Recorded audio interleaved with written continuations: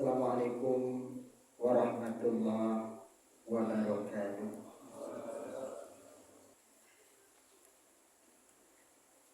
Innal hamdalillah nahmaduhu wa nasta'inu wa nastaghfiruh wa na'udzu billahi min shururi anfusina wa min sayyiati a'malina.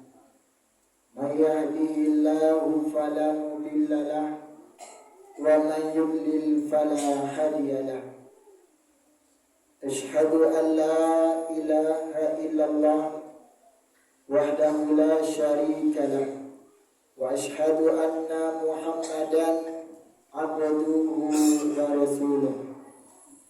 Allahumma fassalli wa sallim ala sayyidina Muhammadin wa ala alihi wa ashabihi wa man tabi'ahum bi ihsanin illa yaumiddin.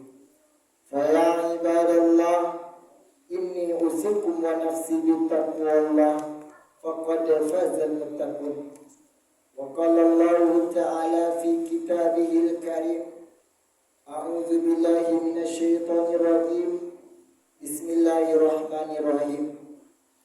Ya ayyuhalladzina amanu taqullaha ahaqqa tuqatih wa la tamutunna illa wa antum muslimun. Wa qala Allah ta'ala fi ayatil ukhra, ya ayyuhalladzina amanu taqullaha wa qulu qawlan sadida yuslih lakum a'malakum wa yaghfir lakum dhunubakum wa may yuti'illaha wa rasulahu faqad faza fawzan 'azima. Ma'asyiral muslimin, sidang jamaah salat Jumat rahimakumullah. Kembali kita bersyukur kepada Allah Subhanahu wa taala, yang mana Allah Subhanahu wa taala memberikan kepada kita nikmat yang begitu banyak, di antaranya nikmat Islam, nikmat iman, terlebih-lebih lagi nikmat kemauan kita, sehingga kita dapat berkumpul di rumah Allah yang kita cintai ini dalam rangka melaksanakan bakti ubudiyah kita kepada Allah Subhanahu wa taala.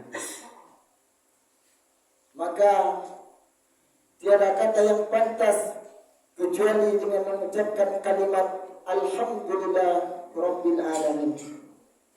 Hadirin sidang jemaah salat Jumat rahimakumullah, selawat beserta salam yang tidak lupa pula kita hadiahkan kepada Habibul Mustafa Muhammad sallallahu alaihi wasallam dengan mengucapkan Allahumma salli ala sayyidina Muhammad wa ala alihi sayyidina Muhammad.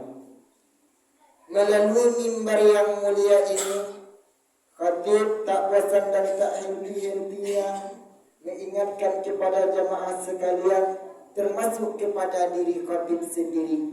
Marilah kita selalu meningkatkan kualitas keimanan dan ketakwaan kita kepada Allah Subhanahu wa taala. Takwa dalam artian kata melaksanakan perintah Allah dan meninggalkan segala larangannya. Intinya ta'muruna bil ma'ruf wa tanhauna 'anil munkar. Menyuruh kepada yang ma'ruf dan mencegah kepada yang munkar. Ma'asyiral muslimin sidang Jumat rahimakumullah. Hidup adalah pilihan kita. Kita maupun hidup kaya maupun hidup miskin adalah terletak kepada pilihan kita, bukan kepada pilihan takdir. Apabila kita telah berusaha semaksimal mungkin, maka usaha itu biasanya tidak mengkhianati hasil. Kalau kita semaksimal mungkin hadirin rahimakumullah, maka kita akan menempuh kehidupan yang bahagia. Kalau kehidupan bahagia hadirin rahimakumullah, namanya kehidupan pasti ada namanya kematian. Kalau kematian itu termasuk juga pilihan kita. Mau kita hidup dengan husnul khatimah, mati dengan keadaan yang baik, ataupun kita mau mati dalam keadaan su'ul khatimah, mati dalam keadaan yang buruk. Itu terletak kepada diri kita, hadirin rahimakumullah. Akan tetapi Rasulullah sallallahu alaihi wasallam mengabarkan kepada kita di dalam hadis riwayat Muslim mengatakan, yub'atsu kullu abadin ala ma mata alaihi. Seorang hamba itu dimatikan oleh Allah Subhanahu wa taala sesuai dengan kebiasaan-kebiasaan yang dilakukan oleh hamba itu tersebut. Maka hadirin rahimakumullah, di dalam kitab Al-Hamma Said Abdullah halaman 56, para ulama mengatakan wa aktsaru may yuksha alaihi su'ul khatimah. Ada 5 golongan orang yang dikhawatirkan mati dalam keadaan su'ul khatimah. Wa iyadu billah, semoga Allah melindungi kita semua dari golongan 5 tersebut. Mana itu yang 5? Yang pertama adalah al-mutahawinu bis-shalah. Orang-orang yang melalaikan salat. Hadirin rahimakumullah, kita tahu bahwasanya salat ini adalah amalan yang paling kuat di dalam rukun Islam. Kalau rukun apabila tertinggal, hadirin rahimakumullah, maka tidak akan menjadi rukun. Jatuh rukun gara-gara sesuatu perkara yang tertinggal. Maka salat ini adalah ibadah spiritual yang membedakan orang Islam dengan orang-orang kafir. Kalau kita meninggalkan salat, kita tahu rahimakumullah, amalan yang paling dihisab kata Nabi bukanlah harta, bukanlah hati, bukanlah sedekah, akan tetapi awalama hisabahu bihi abdu yaumal qiyamah. Amalan yang paling pertama dihisab adalah min amali salat, yaitu ibadah-ibadah salat. Begitu pentingnya, hadirin rahimakumullah, kita mendirikan salat ini. Pada hari ini kita telah memasuki bulan Rajab. Tidak beberapa lama lagi kita memasuki bulan suci Ramadan. Pada bulan yang penuh berkah ini, kata Allah Subhanahu wa taala dalam surah At-Taubah, inna iddatash shuhuri innallahi athna asyara syahran fi kitabillah. Ada 12 bulan yang 4 bulannya itu diberkahi bulannya. Salah satu disebutkan adalah bulan Rajab. Kemudian di bulan Rajab ini, hadirin rahimakumullah, salah satu peristiwa yang paling penting di dalam peristiwa Rajab ini adalah peristiwa Isra dan Mi'raj, yaitu Nabi SAW berjalan hijrah dari Masjidil Haram ke Masjidil Aqsa, dari Al-Aqsa naik ke Al-Arash. Tujuannya tak lain dan tak bukan kecuali menjemput solat. Maka rugi sekalilah orang-orang yang telah meninggalkan solat. Orang dalam keluarga, hadirin rahimakumullah, hari ini sulit sekali bagi pemuda, sulit sekali bagi orang-orang yang melaksanakan solat ini. Terasa berat bagi dia. Maka orang berkatakan, lebih baik kita dipaksa untuk solat, lebih baik kita dipaksa masuk surga daripada kebetulan kita masuk neraka. Maka hadirin rahimakumullah, kalau andai kata dalam keluarga kita masih ada juga yang belum solat, kitalah yang mencontohkan, kitalah yang mengajarkan, kitalah yang mencontohkan, yang menunjukkan kita ini adalah orang yang solat. Kita ajarkan kepada keluarga kita, kita ajarkan kepada anak kemanakan kita. Maka hadis Nabi SAW mengatakan, muruhu auladakum bis-shalah, perintahlah anak-anak kamu dalam mengerjakan solat. Abna'u sabi'ina sinina. Apabila mereka telah berumur 7 tahun. Wadrib lahum abna'u asyara. Apabila anak itu telah berumur 10 tahun, maka pukul dia, kata Nabi sallallahu alaihi wasallam. Maka begitulah pentingnya menjaga solat rahimahullah. Karena kalau tidak dari kecil anak itu kita didik, maka kapan lagi kita akan menasihatinya? Maka rahimahullah, andai kata kita telah melalaikan apabila kita meninggalkan solat, ada namanya di neraka itu ruangan orang yang khusus meninggalkan solat. Namanya neraka sakar. Allah gambarkan di dalam surah Al-Mudaththir, masalakakum fi sakar. Seorang penduduk surga bertanya kepada penduduk neraka, apa yang membuat kamu ini masuk ke dalam neraka sakar? Maka penduduk surga neraka mengatakan, qalu lam naku minal musallin. Ia adalah orang-orang yang meninggalkan salat. Maka kalau kita sering meninggalkan salat, maka dikhawatirkan dia adalah mati dalam keadaan su'ul khatimah. Yang kedua adalah al-mudminu li syirbil khamri, yaitu mereka yang suka mengkonsumsi minuman-minuman yang keras. Maka hadirin rahimakumullah, minuman keras ini hukumnya telah jelas. Allah katakan keharamannya, baik itu di dalam surah Al-Baqarah maupun di dalam surah Al-Maidah. Allah mengatakan innamal khamru wal maisiru wa ansabu wa azlamu rijsum min amali syaitan. Seorang Allah mengharamkan kamar, judi dan lain-lainnya min amali syaitan.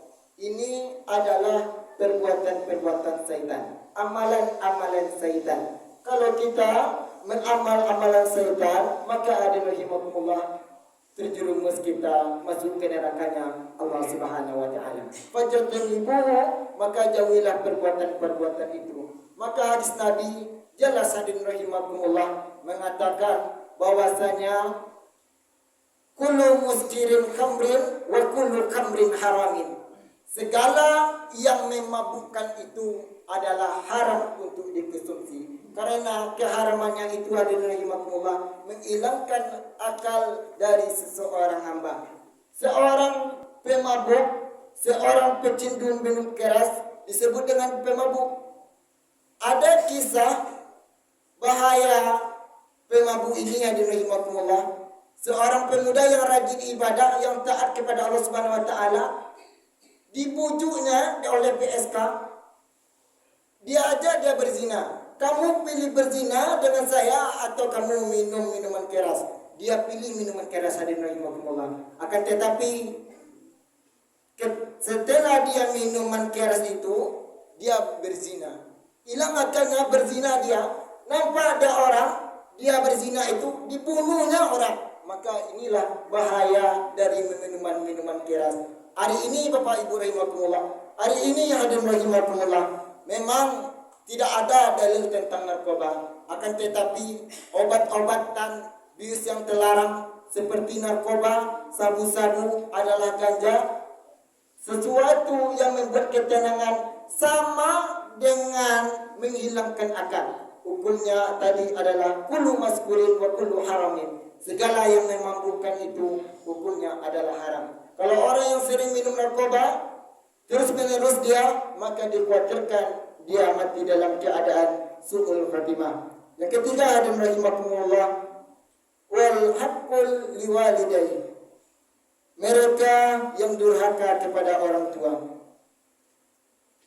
Ada seorang yang datang kepada Nabi sallallahu alaihi wasallam bertanya, su'ila kabiril qala, ya Rasulullah, beritahu aku dosa besar di antara yang besar. Maka Nabi SAW menjawab, li isyrakullah, orang yang syirik kepada Allah. Yang kedua, wa aqul walidayhi, orang yang durhaka kepada orang tua. Hadirin rahimakumullah, kalau kita sering kita mendengar hadis Nabi sallallahu alaihi wasallam, "Idullah fi ridho walidain, wa subtillah wa subtil walidain." Orang yang durhaka ridho Allah itu terletak kepada ridho kedua orang tua, dan murka Allah itu terletak pada murka Allah Subhanahu wa taala.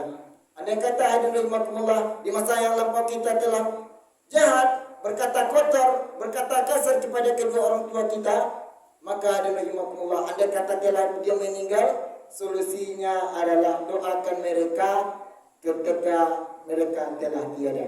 Yang keempat, hadirin rahimakumullah, yaitu walladzi yu'zil muslimun, yaitu mereka yang suka menzalimi muslim lainnya. Zalim kepada diri sendiri, ada juga zalim kepada orang lain. Orang-orang yang zalim kepada orang lain, yaitu kata Nabi, adalah dais. Orang yang paling merugi itu adalah orang-orang yang zalim kepada orang lain. Maka kita tahu hadirin rahimakumullah, suka kita mencaci orang, suka kita memfitnah orang, suka kita menggibah orang, korupsi kita, mencuri barang orang kita, maka itu adalah zalim kepada orang lain. Kalau korupsi hadirin rahimakumullah, jelas Allah tegaskan, wala ta'kulu amwalakum bainakum bil batil. Jangan kamu memakan harta-harta kecuali bukan harta kamu. Harta orang lain kamu makan, maka itu hadirin rahimakumullah perbuatan yang zalim.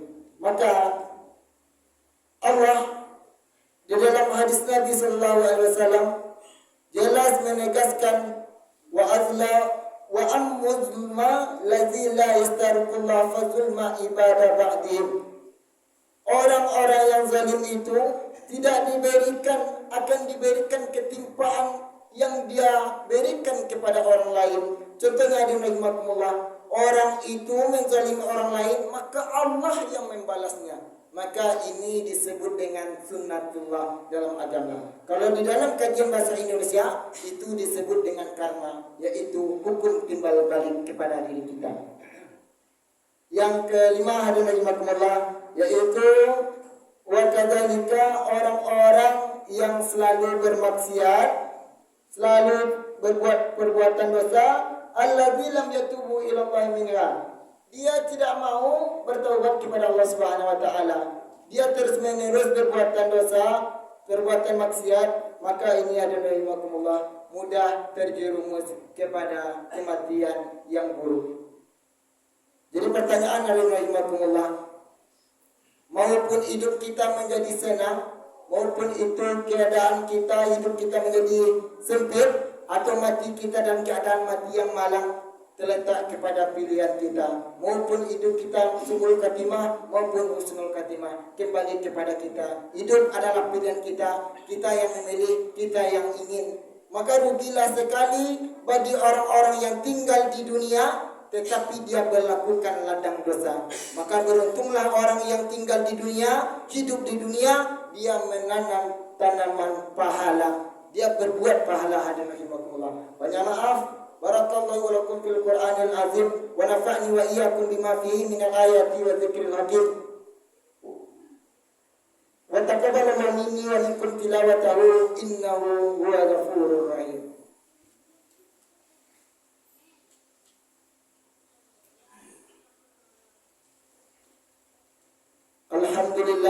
Alhamdulillah ya arsala rasulahu bil huda wa dinil haq liyuzhirahu 'ala dini kullihi wa kafa billahi shahida.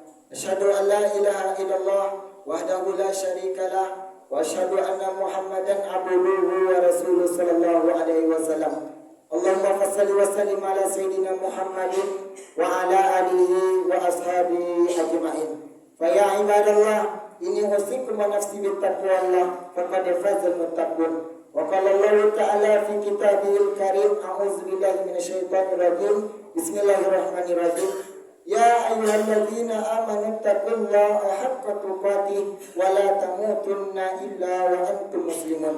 Wa qala Allah ta'ala fi ayatil ukhra wal 'asr innal insana lafi khusr illal ladzina amanu wa amilus solihat wa tawasaw bil haqq wa tawasaw bis sabr. Innallaha wa malaikatahu yusalluna 'alan nabi ya ayyuhalladzina amanu sallu 'alaihi wa sallimu taslima. Allahumma salli ala sayyidina Muhammad wa ala ali sayyidina Muhammad kama sallaita ala sayyidina Ibrahim wa ala ali sayyidina Ibrahim fil alamin innaka Hamidum Majid. Allahumma ighfir lil muslimina wal muslimat wal mu'minina wal mu'minat al ahya'i minhum wal amwat bi rahmatika ya arhamar rahimin.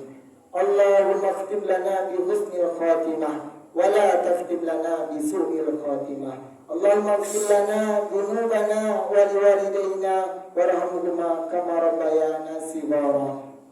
Allahumma arinal haqqa haqqan warzuqna ittiba'ah wa arinal batila batilan warzuqna ijtinabah. Rabbana atina fid dunya hasanah wa fil akhirati hasanah wa qina adzabannar. Ibadallah, innallaha ya'muru bil 'adli wal ihsan wa ita'i dzil qurba wa yanha 'anil fahsya'i wal munkari wal baghi. Ya'izukum la'allakum tadhakkarun. Fadhkurullaha al-'azim yadhkurkum wa la dhikrullahi akbar. Aqimus shalah.